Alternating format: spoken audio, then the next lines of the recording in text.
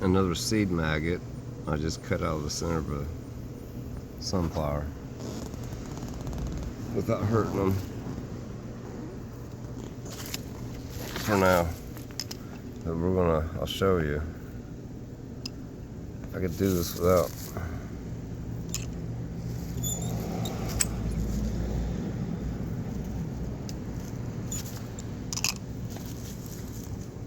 I'll find this sunflower maggot without hurting him.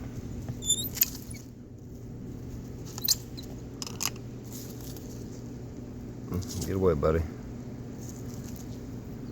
Okay. I'm gonna have to, I think I see where he's at.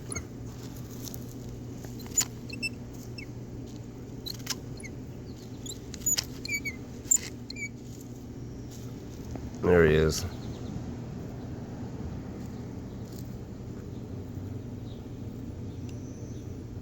Nope.